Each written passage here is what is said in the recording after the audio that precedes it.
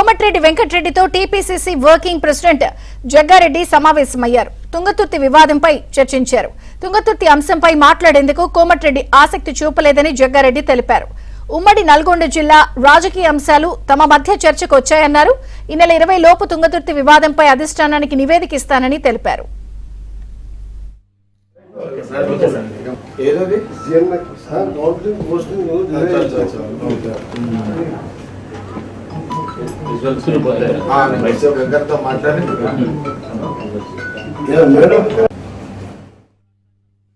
తుంగతుర్తిలో ఎవరైతే సీనియర్ 30-40 ఏళ్ళ సీనియర్స్ ఉన్నారో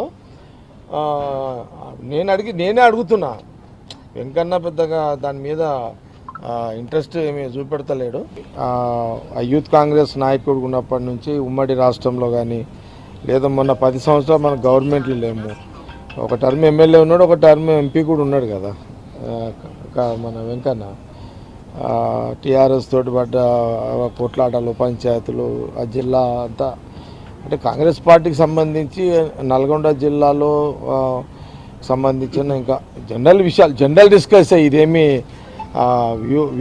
వ్యూహాలకు సంబంధించిన చర్చ కాదు. వెంకన్న నేను సపరేటు, రాజగోపాల్ రెడ్డి సపరేట్ అని మాట్లాడాడు. ఆయన ఎప్పుడు మాట్లాడాడు నేను సపరేటు, రాజగోపాల్ రెడ్డి సపరేటు, నేను సపరేటు, రాజగోపాల్ రెడ్డి ఉత్తమ్ రెడ్డి సపరేటు, లేదా నేను సపరేటు, ఉత్తమ్ రెడ్డి గారు లేదా రాజగోపాల్ రెడ్డి జానారెడ్డి గారు సపోర్ట్ అని అన్నాడు.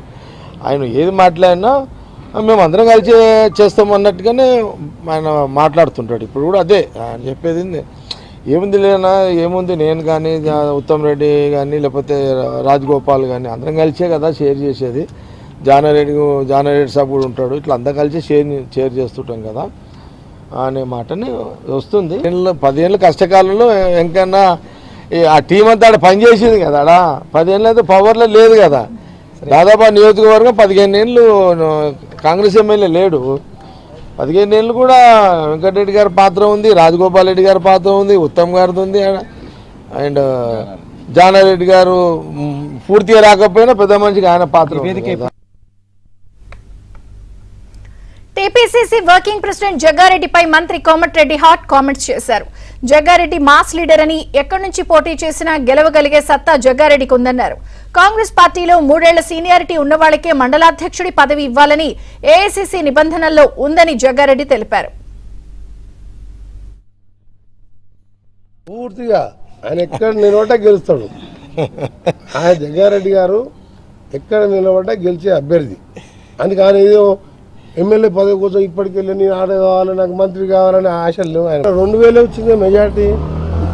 మన 2000 వచ్చింది రఘునందన్ రావు మీద ఎంపీగా. 2000 మెజార్టీ వచ్చింది సిద్దిపేటలో. జగ్గారెడ్డి రఘునందన్ రావు ఎక్కడ, జగన్ ఎక్కడ? ఆయనకు 2000 వచ్చినప్పుడు జగ్గన్న నిలబడ్డంటే గెలవాడా? అరే నువ్వు లెక్క తీసుకో. అరే నువ్వు 2000 ఏం చేసి నువ్వు 2 ఏళ్లకు 2000 మెజార్టీతో వచ్చింది రఘునందన్ రావు మీద. ఈయన టీఆర్ఎస్ క్యాండిడేట్కు ఈ 2 ఏళ్ళల్లో ప్రతిపక్షంగా 8000 కోట్లు డెవలప్ చేసిందని జగ్గారెడ్డి గారిని ఓడగొడతారు. ఇలా కాంగ్రెస్ పార్టీ స్కీమ్స్తో పాటు ఆయనకున్న చరిస్మా కామన్ మ్యాన్గా ఉంటాడు కాబట్టి గెలుస్తాడని చెప్తున్నాను నేను.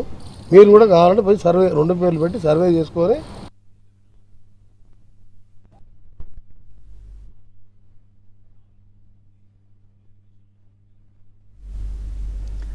యాభై నామినేటెడ్ పదవులను ఈ నెలలో భర్తీ చేస్తామని టీపీసీసీ చీఫ్ మహేష్ గౌడ్ తెలిపారు.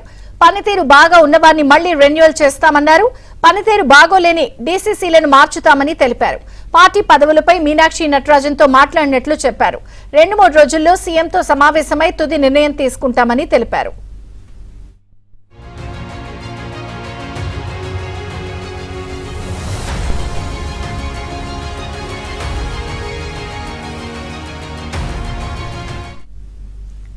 రాజ్యసభ సభ్యురాలు రేణుకా చౌదరితో మాట్లాడినట్లు మహేష్ గౌడ్ తెలిపారు.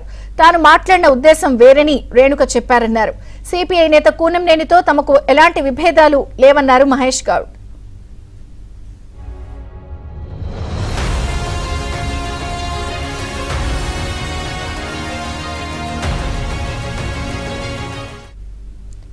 కాంగ్రెస్ కార్యకర్తలకు సమస్యలుంటే స్థానికంగానే పరిష్కరించుకోవాలని, ప్రతి చిన్న విషయానికి గాంధీ భవన్ కు రావడం క్యాడర్ మానుకోవాలని మహేష్ గౌడ్ సూచించారు.